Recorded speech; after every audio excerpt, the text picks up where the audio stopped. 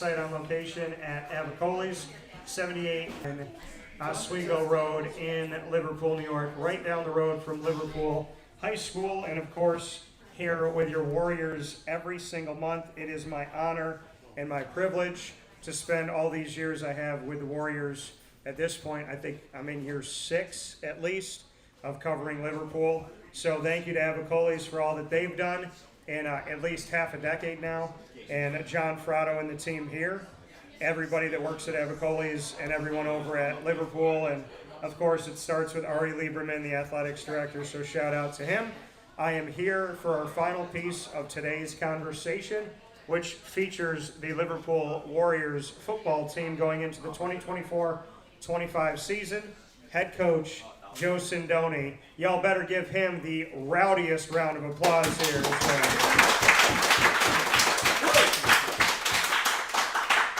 And of course, I'm Dan Tortora here at Wake Up Call. Coach, how are you? I'm great.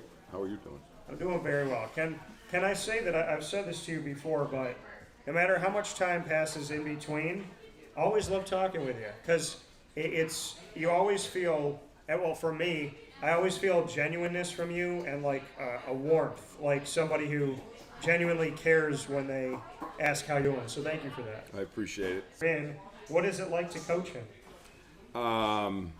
It's a double-edged sword. There's days where I'm very appreciative of the time I get to spend with him, and his sister who helps with the team, I get to spend a lot of time with them. Yeah. And then there's days when I just want to kill both of them. But it's on the whole, it's been a good experience, and I'm glad I've gotten to be able to do it. And he's only going into his junior year, so we still have got a lot more work to do. We got more time. And you and I talked when you got the job. What between then and now are you most proud of that maybe we haven't simply seen in the win-loss column? We use the word culture a lot, but the culture of the program. You saw some of the kids here. Yeah. We got a team full of really good kids who have bought into what we've asked them to do, and they've worked really hard. And that's taken some time to build. And we can talk about wins and losses, but we went 6-4 last year with a half JV team. We beat the sectional champs out of Section 4, and we held our own with some pretty good teams here. And we did it with a young group that by the end of the year was depleted. And as Nolan said, very articulately for an offensive lineman, we got a lot of those guys back. Yeah. And so we feel good about where we are going. Obviously nothing's a given, and the AA schedule's tough, and the teams you play are all very good and well coached. But I like where this group of kids is, and I like the work that they've done. For you, and you said that to me off the air, you said that this year's team, you were just talking to me about the character, the type of guys that you have. What's it like to be around them beyond X's and O's? When we talk about character, we talk about, and I could tell you this, and you guys may not know that I was paying attention, but when Coach got everybody pizza and food in general, you thanked him individually. And I heard a thank you, Coach. Yeah, thanks, Coach. Appreciate it, Coach. Thank you, Coach. Little things like that are big things, especially in today's world. So they have manners, they care, they seem to care about each other, they have character, maturity. It's got to be fun to coach these guys. It is. And it's funny you ended with that. When we get a team like this, and all my assistant coaches, we enjoy coming to practice. Yeah.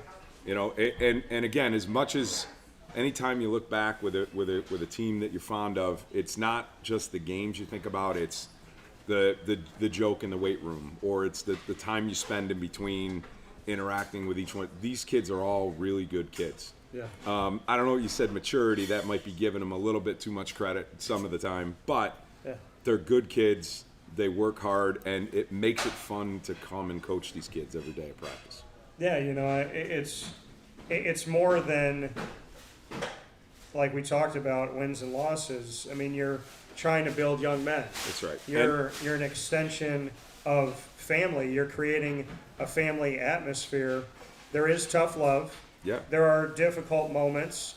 There's those come to Jesus moments, so to speak. And at the same time, there's those tears of joy that you cry. There's those laughs where you can't breathe. You know, to be a coach, it's really rewarding when you genuinely care about people. Agreed. And this team's had a lot of quote unquote tough love for me this year. I have been very hard on them, but I know that they can take it, Yeah. and I know that they'll take it and put it into the right direction. You know, we've built to that point where they embrace coaching. When I get on them, they you know, most of these kids appreciate that we're getting on them because we want them to be better. Yeah. That to me is the sign of a strong culture within your football program. So this season is about to happen. You got on the turf for the first time today. Yes, we did. Bring me into that moment, because there's obviously been a lot of change over time at Liverpool and the upgrading of a lot of things, the ask of really looking like a college to me. I mean, I've been on Division 1, 2, and 3 campuses, and what Liverpool has done really since COVID has been remarkable. What was it like being on the turf today? You know, I almost equate it to the turf has been like an oasis in the desert. We've been able to see it for a month, and they ask every day, when can we get on? When can we get? And they see it, and it's like they're thirsty to get on, and for one reason or another, you know, they're finishing the track and they're doing this and they're doing that. Yeah. Today was like that day where we finally, you know, got to get on it, and we had a really good practice today, and a lot of the energy, I think, was just because they were so excited to be out. You know, we practiced next to it on this grass field that's been beat to hell, yeah. And we see this beautiful turf stadium and just can't get to it. Yeah. And today we were finally able to get there, and I think the kids were, you know, they responded with a really good practice. This season, the challenge does not come down the road. The challenge happens right away. Yeah. We look at this schedule and we know that, you know, you described it, you know, when you talk about AA and whatnot, there's a lot of good teams. Makes you believe, you've heard your student athletes thing. I know the guys we have coming back, and I know what they're capable of, and I know the work that they've put in. Yeah. The way we look at it, you know, look, you take every game and you're playing, every team in AA you play is going to have good athletes and they're going to be well coached, every single one. So you know, you can't take anything for granted, but there are some very, very talented teams that finish routinely at the top of our league, and we're kind of sick of knocking on that door. We're sick of being, you know, the team that's just on the outside of that. And these kids have bought into that thought process and have worked towards that. Now, that by itself gets us nothing, but that plus what they do every day in practice, yeah. What we see them put out, I have no reason not to be optimistic. And your optimism with this team, like you said, all the work that they've put in, everything that they've done, the character that they are, the way that they talk about each other, what they've asked of themselves. You heard your son talk about just watching more film and making yourself do something like that. For you, when you stand on the sideline this season and you're there in orange and blue and you're at home against Rome Free Academy this Friday, September 6th at 6:30 p.m., what are you truly, personally, Joe Sindoni, most grateful for? All the stuff, all the work, all the energy we put into the preseason, that part of it has ended. And so now they get their first payoff, yeah. Or their first potential payoff. But it's one of many. You know, if you want to be successful, you know, I think CBA played 14 games last year. So if you're good enough, you try to play that many games. Yeah. You know, and it becomes a different kind of a battle. Now it's not about building yourself up, it's about maintaining yourself between weeks. Right? It's about adapting a different game plan for each team. It's a different kind of a challenge, but it also represents the end of, we started December 1st, 4 days a week, and haven't stopped since then. Yeah. That road has now ended on Friday night. What's been the best part of December 1st to now? Honestly, I enjoy interacting with these kids. They're fun to be around. I think that, you know, watching, you know, I don't think we have a kid on our team that didn't put on at least 20 pounds of muscle in the off season. watching them do that and take pride in what they're doing, seeing where they are now, that part of it's been great. And just, you saw some of these kids, and the ones you didn't see are as good as the others. They're just great kids to be around and great personalities to interact with. Hey, and John Fratto here at Avicolli's, he asked me a couple weeks ago, how does the team look? What are your thoughts? He's hopeful. This is his community. It means a lot to him. Like I said, you can stand at the corner of Avicolli's here, look down the street, and see Liverpool High School. You got a lot of people rooting for you. What do you want to say to the Warrior community? Just thank you. Thank you for the support, and hopefully we'll see them on Friday nights and come out and see the work that these kids have put in. Let's jump into rapid fire, Coach. Got it. You and I are going to do a few more questions and have some fun with this because we've known each other for a minute. You got the first one. Favorite video game? Oh, boy. So here's a cool thing. I love how God works because a bunch of things that happened today as we were talking had to do with things that have happened to me like an hour ago, a couple days ago. So I have an original Nintendo, and I have Chip 'n Dale Rescue Rangers, which is one of the greatest games ever made. And I just got, for the first time, I've been wanting to buy this game, finally pulled the trigger and got it on eBay. I haven't played it yet, though, is Darkwing Duck. So I'm really excited for that. But if I had to choose a game that I played the most of, Madden. But the one thing that'll make me buy a new Xbox, even though the one that I have has barely ever been touched, is the fact that NCAA football is back. Finally. So, finally back. Thank goodness it's back. And, yeah, so I probably have to say Madden or NCAA. Okay. My question back to you, Coach. If you were in the NCAA football game, what position would you make yourself, and what would you give yourself as an overall rating? Well, I was a lineman in high school. Yeah. But I've coached quarterbacks in all the time that I've done it, so I probably would gravitate towards quarterback. Okay. Overall rating. Yeah, overall rating. Well, I tell you what, let's break this thing out. If I'm an 85, yeah, I'll just put 0 for speed.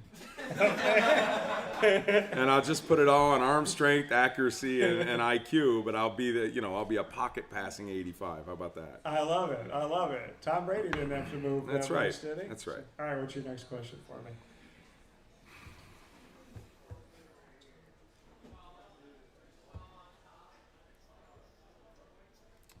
Favorite Disney character? I know you're a big Disney guy. Yeah, Disney's been messing up lately, but I don't disagree. so much, and so many families are pissed off at Disney right now with how much they're charged. Because the thing is, Disney made a ton of mistakes to the tune of, I think, almost $200 billion over the last few years. And their response was that they did things that nobody asked for, and now they're charging you more money to try and fix what you didn't ask for. Right. So I'm going to go with an OG. I'm going to go with Pluto. Wow. Love Pluto. And Darkwing Duck, because I just mentioned him. So, Duck. and I actually found, so I bought one because I couldn't find it. My favorite watch growing up as a kid was a Darkwing Duck watch, and he would open up his cape and it had the time. I bought a new one, and then I found the old one that had been missing for like 20 years, and that's just how things Now you have normally two. happen. So now I have two, but yeah, so I would say Pluto and Darkwing Duck. Got it. All right, Coach. If you had to pick a profession for me, other than what I'm doing right now, broadcasting, what profession would you put me in, and why? Sports psychologist. Sports psychologist. Okay, why? You are one of the most positive people I know. And I think that it's funny. I have a daughter who's going into that field, so I'm learning a little bit about it as we go. And finding the positive. I see you find the positive in every situation you have, whether it's a situation that most people would find a positive in or not. You seem to find a silver lining. I think that's an underrated ability, getting somebody to see the positive side of something when they're dealt something that's out of their control. And I've seen you do that time and again, and I think that sometimes athletes get in their own heads and they need somebody to kind of shine the light on what they've actually got going for them. Well, I appreciate that. I don't know if I deserve it. I would say that I probably wouldn't have called myself a positive person for a while. And You're there now. yeah, I always trying to help other people, but very rarely was I trying to help myself. And made that change a few years ago. And the fact that you see that in me and think that at all with your caliber of who you are as a person, that might be the best compliment I've ever received, to be honest with you, in 38 years. So my question back to you, or your question for me, and then I got one more for you. So you got one. Anybody in the crowd want to chip one in? Jake Knapp, you got something? Taj? Oh, I called people out. I put them on the spot. Oh my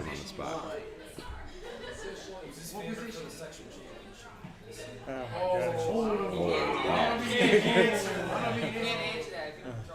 Ask him what position he would play right now. What position Yeah. in football? Did you get this earlier? No. If you played football right now, Yeah. what position would you want to play? Not necessarily what your stature Yeah. would limit you to right now, but if you could have the stature to play any position, what position would you want to play? I mean, and if you see me at the New York State Fair, I can get through any tiny amount. Like, no matter how small that hole is, I can literally get through any type of traffic. So I would say, and working at Disney, I think I proved that. So when people are with me, I'm like, you better stay close to me. You better watch me, because when I go, I go. So I would say running back, or the fact that I actually like doing this now, which is challenge myself in back pedals, because I like to do cardio now. I like my back pedaling, so I'm going to say either a defensive back or a running back. Because at 5'8", I could be a running back, and I could also be a DB. So I'm going to go with that. There you go. All right, my final question for you, Coach. If you took over my show for a day, what 3 guests would be on Wake Up Call with Joe Sindoni? So, what am I limited to here? You could do anything. Michael Jordan, Lawrence Taylor, Don Mattingly. Oh my goodness, that was so easy. Why'd you pick those 3? Growing up, those were my sports heroes in each sport. Okay. Jordan and Taylor were just better than everybody else, and it was easy to like them because of that. Mattingly was obviously great, but the way they all, again, I think Taylor's maybe an exception, but the way Mattingly approached the game, approached being a leader, approached all of that, it just, and he wasn't an oversized guy, and in the steroid era where everybody was getting jacked up, he didn't partake in that, and it probably could have prolonged his career because his back went bad and some of these other things, and he didn't do that. Yeah. And it might have cost him the Hall of Fame not cheating, and he was okay with that. Those would be my 3. Well, you and I will be talking a lot on and off the air. You're a good person. You are someone that I root for because of the human being you are. And you came in here, and first thing you did was come over and give me a hug and ask me how I was doing. So to the student athletes that this is your coach, understand not every coach is like Coach Sindoni. Not everybody's going to care about you this way. The love may be tough at times, but understand that he's not going to ask something out of someone he doesn't believe he can get it out of. So stay positive, stay focused, go kick some tail this Friday. I want to see you back here. I want to talk about success on and off the field. I want you to do well in the classroom. I want you to be good people in the community. I want you to win games, and I want you to love each other and take care of each other. For tonight, this has been Liverpool Warriors Football. You guys are awesome. Let's clap it up on that.